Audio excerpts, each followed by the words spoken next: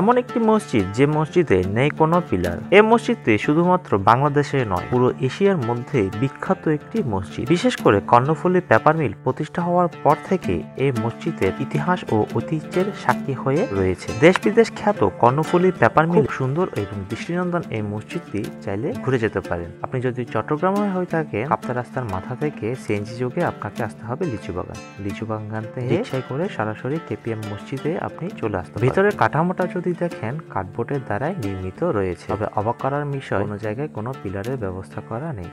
KPM এর ভেতরে একটা জামে মসজিদ আছে এন্ড যতটুক ইনফরমেশন পাওয়া গেছে এটা কোনো পিলারবিহীন একটা মসজিদ, আর 67তে সম্ভবত স্থাপিত এই মসজিদটা।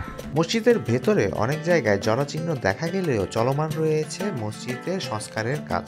জানা যায় 1967 সালে দক্ষিণ এশিয়ার বৃহত্তম কাগজ কল কর্ণফুলী পেপার মিল পরিচালনা করত পাকিস্তানের দাউদ গ্রুপ অফ ইন্ডাস্ট্রি। 1967 সালে 8ই ডিসেম্বর কেপিএম এর আবাসিক এলাকায় এই মসজিদটির ভিত্তিপ্রস্তর স্থাপন করে দাউদ গ্রুপ অফ ইন্ডাস্ট্রির চেয়ারম্যান আহমেদ দাউদ এইচ.কে এর মা হানিফা বাউ। বিভিন্ন সূত্রে জানা যায় দেশের সবচেয়ে বড় স্তম্ভহীন মসজিদ কেপিএম এর এই জামে মসজিদ। এই মসজিদে 4 দেয়ালের মাঝখানে আর কোনো স্তম্ভ নেই। মসজিদের ভেতরে রয়েছে কাতারের জন্য 23টি সারি। অন্যান্য বড় মসজিদগুলোতে যেমন দেখা যায় পিলারের জন্য মুসল্লিরা দাঁড়িয়ে নামাজ আদায় করতে পারে না, সেক্ষেত্রে এই কেপিএম এর মসজিদে কোনো পিলার না থাকায় অনায়াসে কিন্তু মুসল্লিরা দাঁড়িয়ে নামাজ আদায় করতে পারে।